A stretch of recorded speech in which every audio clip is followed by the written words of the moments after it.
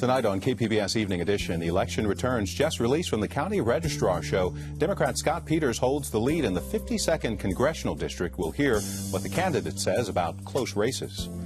And a new addition to KPBS's special reports tonight. Ken Kramer brings us a better-than-bird's-eye view of the storied Ocean Beach parrots. And we'll talk with former City Council member Donna Frye about the role she may play in the mayor-elect's new plan for an open government. Plus, we'll hear from Democrat Scott Peters about living in limbo for the 52nd Congressional District seat. I'm Peggy Pico. Those stories and more just ahead.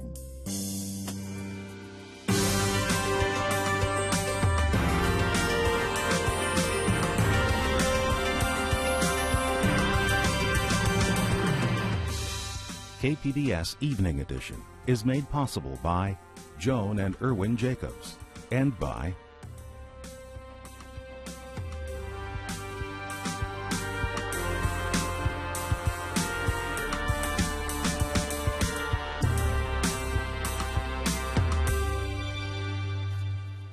Hello, good evening. Thanks for joining us. I'm Dwayne Brown. San Diego labor groups have agreed to drop their opposition to the proposed convention center expansion downtown.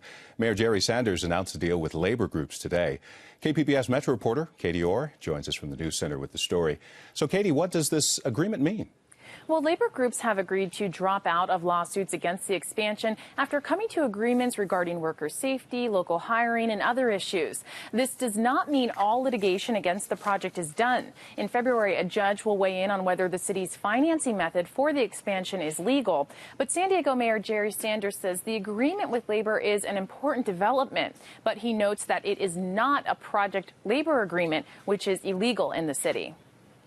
The only thing we agreed on were the lawsuits. That's the settlement with the group. Labor is working with the general contractor, which is not in our purview. They work out things together. And what kind of reaction are we getting from labor unions? Well, Lorena Gonzalez is with the San Diego and Imperial Counties Labor Council. She says the agreement has been in the works for a while. All the little pieces kind of came together finally, and this is going to be a good project, and we can support this project and know that as we move forward in San Diego, that we're going to have a new look at the tourism industry. The unions have also agreed to support the expansion in front of the Coastal Commission, which will need to grant approval before the project can go forward. KPBS Metro reporter Katie Orr. Mayor Jerry Sanders will have a new job when he leaves office next month. He'll become president and CEO of the Regional Chamber of Commerce. Sanders says it's a natural transition because he's already worked on a lot of the issues while leading the city. Sanders says he began thinking about the position last month when Chamber board member Vince Mudd approached him about the idea. Sanders led the United Way before he was mayor. He was also San Diego's police chief. I've worked with a lot of people over a long period of time, and I think that's one of the Chamber's role is pushing business, and we have 90,000 small businesses in San Diego.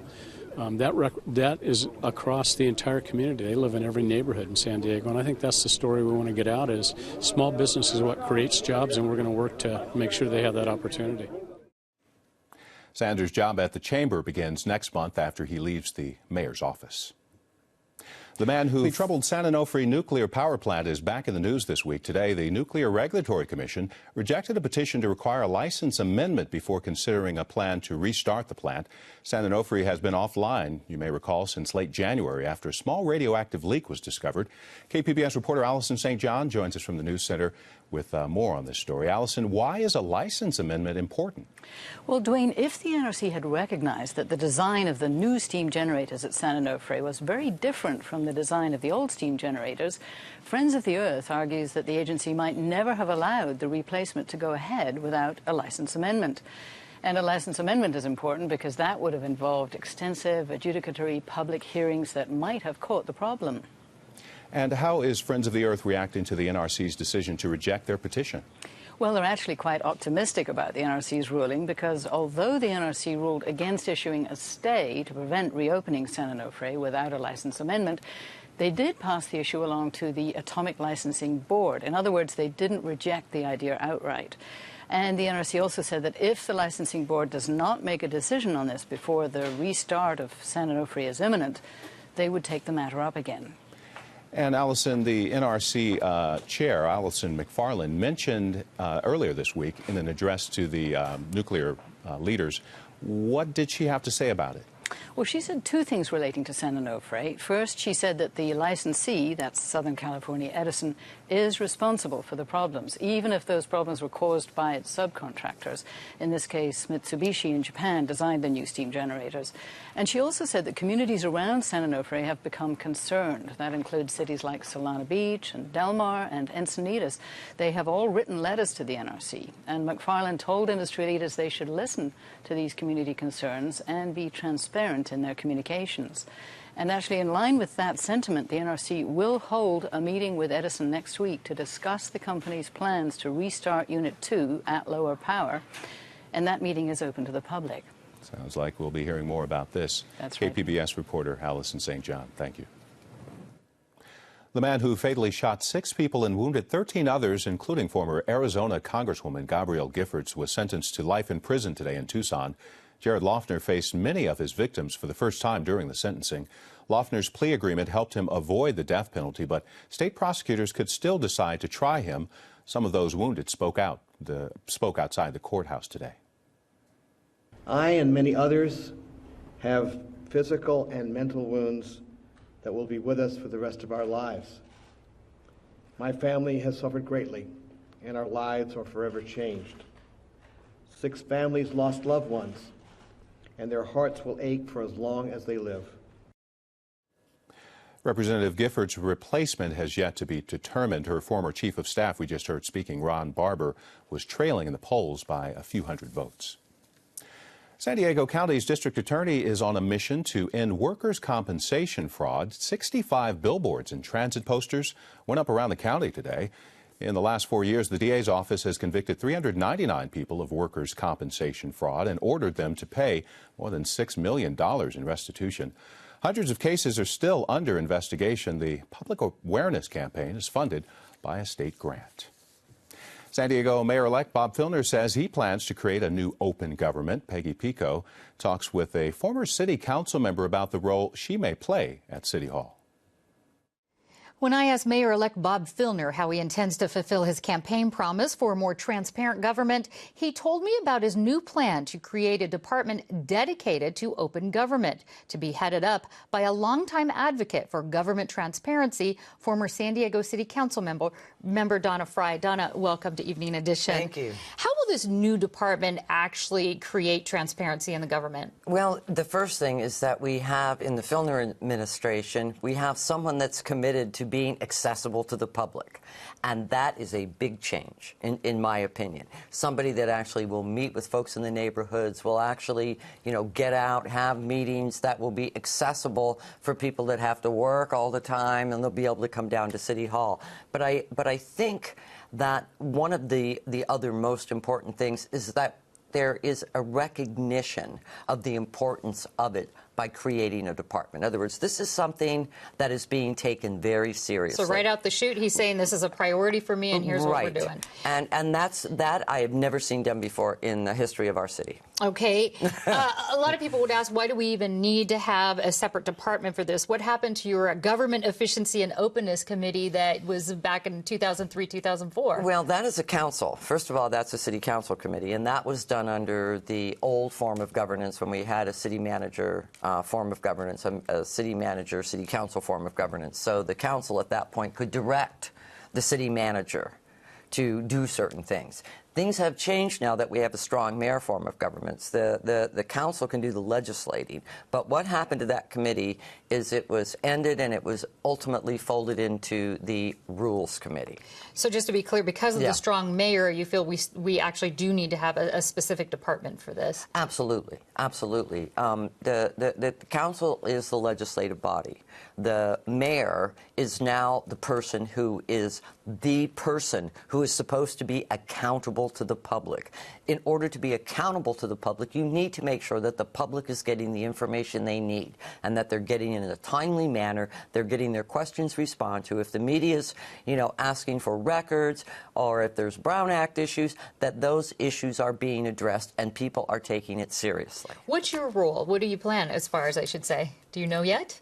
Well, they asked me to head up the department, but my role is to listen to what we're hearing from the public, the things that haven't happened in the past. And I'll give you an example just from personal experience. One of the biggest complaints for the legislative branch of government, the City Council, is getting documents in a timely manner. These are issues that they have to vote on. And if the City Council members don't get them in a timely manner, neither does the public. And so it's very difficult for people to participate in the decision-making process if the documents that the mayor's office is supposed to be providing and the documents from the departments are not forthcoming in a timely manner. I remember sitting down at council sometimes and I'd have piles of documents sitting in front of me on issues that I was supposed to vote on that day. That is not how you do good, sound decision-making, and that is not open government. Let me play devil's advocate here for a minute. Some would say that behind-the-scenes conversation actually helped get projects done faster. For instance, the downtown library funding or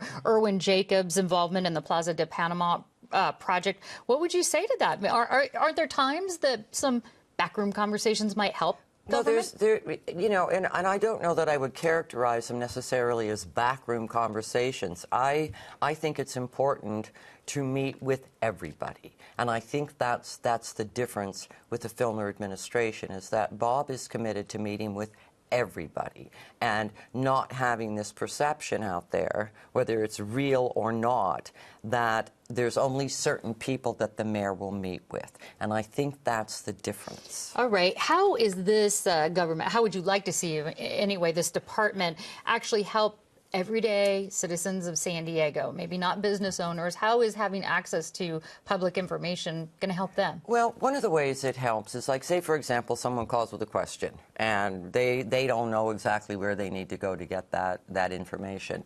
One of the simplest things you could do is post a list of frequently asked questions online. In other words, making information easy to obtain, and that includes businesses, that includes anybody that needs that information. Trying to make sure that it's accessible, that it's understandable, and it's readily available. All right. How much is this going to cost, and where is the money supposed to come from? Well, that would be an issue that would be handled by the mayor's chief of staff as far as setting up the budgets, and I am not going to presume to discuss that. It's only been one day after the election, and obviously that is up to our mayor-elect and his chief of staff. But I will tell you that they are taking this very seriously, and that the fact that Bob has come out and said this is a priority, I'm sure that the budgeting will be done within the mayor's budget. And that mayor's budget last year was about $5.8 million. Right, and it might have been a little higher. I don't know. It depends how they do the budgeting. Not all of the mayoral budget is necessarily shown within the mayoral budget. Any expectation of when this might start? I know, like you said, it's only a couple days after the election, but...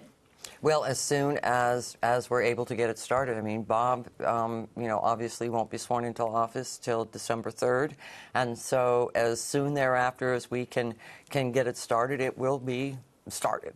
All right, I'm sure you will keep us updated on this. Donna Frye, thanks so much for talking with us. Thank you so much. San Diego Chargers didn't break any rules by having towels containing an adhesive substance on the sidelines during a game last month, but the NFL fined the Bolts $20,000. It says a Chargers employee tried to hide the sticky towels. Use of the adhesive to improve a player's grip is banned. Chargers coach Norv Turner says the team uses sticky towels to dry off balls, gloves, and players' arms. The team will appeal the fine.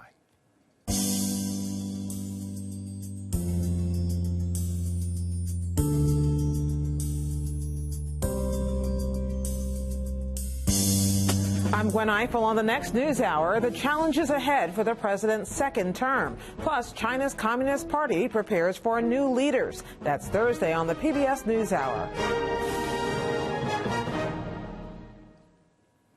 The latest county election returns show Democrat Scott Peters is holding on to his lead in the 52nd Congressional District by 814 votes over Republican incumbent Brian Bilbray. Peggy Pico spoke with Peters earlier today about the tight race with 375,000 ballots yet to be counted. Scott Peters, thanks so much for taking the time out today to talk with us. Republican incumbent Brian Bilbray said his camp is down at the Registrar of Voters kind of observing the count. Do you have people down there as well? Yes, we do. I guess that's pretty standard protocol. And first of all, thanks for having me. Oh, good to be. Yeah, so it's just normal to observe the process, I guess. So we have a couple people down there too. And just to explain to people what you're doing down there, you're not interfering, you're just literally watching. Right. You know, I was telling somebody that our registrar, Ms. Seiler, has a reputation as one of the top registrars in California. She's very fair. She runs a good shop. So I guess it's pretty standard protocol for people to be down there and just watch them count. Have you talked to Brian Bilbray? I have not. Not since the election. Okay. We've seen a lot of gridlock in both parties in this election, obviously, throughout the country. How will you, if you end up winning this, how will you kind of bridge those gaps in Washington? Well, I think a lot about this, Peggy, and that's actually it's something we have to do. And I think one of the messages from this election across the country really is that extremism is not really what Americans are looking for, and certainly not San Diegans. You know, Mr. Bilbray pledged his fealty to the Tea Party and to his pledge not to compromise. I don't think people really thought that was attractive. They want people to work together. So that's my attitude. That's been my record. I was telling somebody about Elizabeth Warren's answer to this question, which was, first, you hope that this conversation across the country in 435 congressional districts, 33 Senate seats, and the presidential race sends the message that we want people to work together. Second, the people who go take that attitude, which I have, is I'll work with anybody, and I don't hold any grudges about the campaign. I want to make sure that if anyone has a good idea, I'll work to make it happen if it helps San Diego and helps the country. And the third thing is we need to keep the public involved. So if you look at what happened, for instance, when Planned Parenthood and Susan Komen had their split, or had their fight, the decisions that were made were changed within hours because of the involvement through Twitter and Facebook and social media. What if we applied that same kind of pressure to balancing the budget or dealing with climate? We need people involved, too. So that's kind of a thesis that I have about how to do it. Is there a particular issue that you know for sure you would reach across the aisle for? Is it budget? Is it the 30,000 jobs in San Diego? What is it that you're willing to reach out? Just about anything. I say, you know, people describe me as a moderate. I don't think you can compromise on human rights issues. So things like a woman's right to make her health care decision, or people's right to marry. I think those are kinds of things where you just hope you're just going to have to fight it out. But on just about anything else, if you want to make a tax code that funds the government, that incentivizes local job creation, and you know, that's a matter of sitting around the table and working something out. I don't think that should be ideological. Or if you want to fix climate, I mean, how are we going to deal with climate emissions or carbon emissions, and how are we going to deal with the effects of that? Whether it's sea level rise or the kind of intensity of storms or fires in San Diego County. That's about a conversation. That's what I like to do, and to reach a solution. Let's talk a little bit about your campaign. This was across the board it's still a tight race, but it was neck and neck. There were a lot of things said. You said you're not holding any grudges, but are you comfortable with the way your campaign ran, or would you change anything if you could? Well, I'm proud of the campaign we run. We ran a campaign that was focused on issues. When we hit hard, we hit my opponent's record. We didn't do anything personal. The other thing is we had just a tremendous amount of engagement. I was amazed. I mean, I remember thinking that my campaign manager had rented far too much space. But when it got up to the time of the elections, both the primary and today, we had literally hundreds of people, senior citizens, students, making phone calls, going out knocking on doors. This election day, we staged them from Point Loma, Penasquitos, and Kearny Mesa because we had so many people. So I'm really proud of it. It was obviously a bigger cause than me, but I think we ran an excellent campaign. Really proud of it. You're in limbo now. Not the first time you've been here. Yeah. Is this difficult for you? I tell people, you know, there's not a lot I can do about it. You know, at this point, there's no votes to get or anything like that. So it's actually, for me, it's just waiting, and I'm finding time to make my time productive. My wife doesn't like it too much. She's very nervous about it, but I'm fine with it. And I'm actually spending the time focusing now on the next step, which is representing the people of the 52nd District in the United States Congress, getting Congress to work better, getting our delegation to work better together, connecting Washington better with San Diego. And I'm starting to think really hard about how to do that. How are you doing that? Are you calling folks? Have you heard from folks from Washington? How are you doing that? Gotten a lot of calls from people I've met in Washington, D.C., and from my friends in the county saying, you know, how can we help? How can we be involved? And I'm really starting to think about you know, making those connections and building those bridges and starting to make progress. As people are starting to get to know you a little bit better, a lot of people have said actually that, you know, you were a city council member and a port commissioner, and now you've jumped to Congress, or will jump to Congress. Well, why not start at the state level? Why'd you make this jump? I don't know. I mean, first of all, I think that being city council president and being chairman of the port were big things. I promised my wife that I would not run for anything out of town while the kids were young, and my kids are both in college as of about 3 months ago. And this seems like a natural fit for me. I mean, we've worked together to make a lot of things happen locally. If you said one thing to the average person about what Washington needs, it needs people to work together to get things done. And so I think that the background equips me for it. I'm looking forward to it, and I hope to be able to make a difference. All right, Scott Peters, we're out of time. Thanks so much for joining us. Thank you, Peggy. We did reach out to Congressman Bill Bray's campaign for an interview, but he was unavailable. San Diego's Battle on the Midway takes place on Veterans Day this Sunday. The men's college basketball game pits San Diego State against Syracuse. Both teams are nationally ranked and will meet on a makeshift arena built on the USS Midway's flight deck. The matchup had been planned for Friday, but was rescheduled due to rain in the forecast.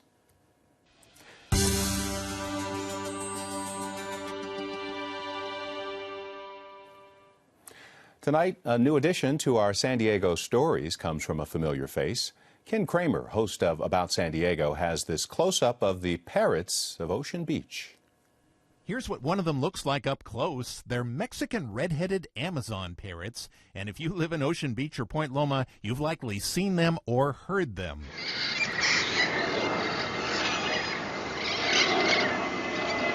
I would say that the flock probably varies from around 100 to maybe as many as 300, 350 birds.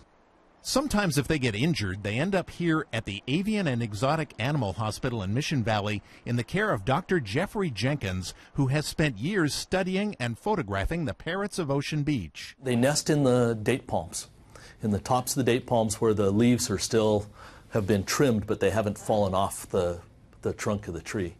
They feed on the fruit of carob trees, date palms, and eucalyptus berries, and they make a very distinctive sound. Some people call it a screech or a squawk. So that's very similar noise when they're just grumping with each other, you know, and they spar with each other and things like that. You make some more noise, huh?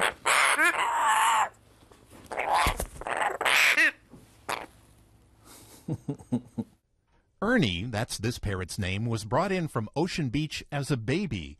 So long and healing, he couldn't survive in the wild now. He has a friend here named Jarek, who's a little bit of a different kind of tropical parrot, and came from another flock that seems to hang around East County in El Cajon. Jarek's home is in Central and South America, not San Diego. And as for Ocean Beach Ernie and his pals? They're from the Gulf Coast of Mexico originally. Their ancestors are from there. These guys were probably brought here by people. They didn't fly here. In fact, it's impossible that they flew here, he says. It's just too far. So how did they get here to Ocean Beach? One theory is that they came back as pets aboard tuna boats. Originally, I was told that they came from a pet shop that burned down in Ocean Beach in the 60s. And I literally went to the newspaper and went through all the archives on microfilm looking for the history of a pet shop burning down in Ocean Beach. And as far as I can tell, there was never a pet shop that burned down in Ocean Beach in the 60s. There's also the story of the bird woman of Ocean Beach, who perhaps raised parrots she had rescued. There was a fire and the birds were released. That may also be true, Dr. Jenkins says. And he's been told parrots were around the Theosophical Center, which later became Point Loma Nazarene University, as far back as the late 1930s. For his part, Ernie isn't saying, content to play rubber band bungee with the hospital's Dr. Jane Stout. Mostly indifferent to people they don't attack or carry human disease, one Ocean Beach home even celebrates them in a stained glass window. If you don't mind the squawking, they're pretty great. You know, the tropical world, hearing the parrots, you know, do their joie de vivre celebration that the sun's come up in the morning is part of living in Ocean Beach. The parrots of Ocean Beach. For maybe as long as 80 years now, they've been hanging around and about San Diego. If you want to see more of Ken Kramer's About San Diego stories, his show airs every Thursday night at 8 right here on KPBS.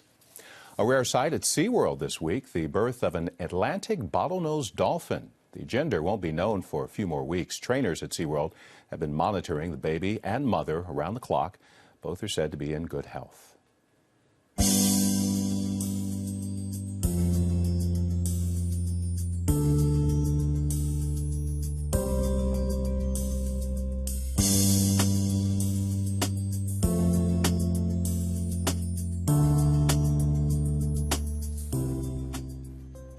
Recapping tonight's top stories, San Diego Mayor Jerry Sanders has a new job. Once he steps down from office, he will be the next president and CEO of the Regional Chamber of Commerce. Sanders says it's a natural transition because he's already worked on a lot of the issues while he was leading the city.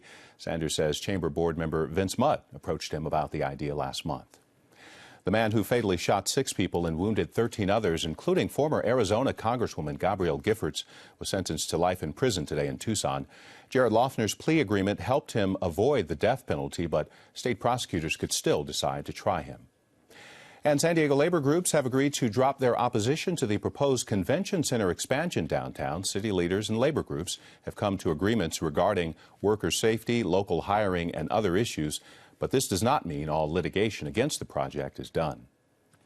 And you can find tonight's stories on our website, kpbs.org/evening edition.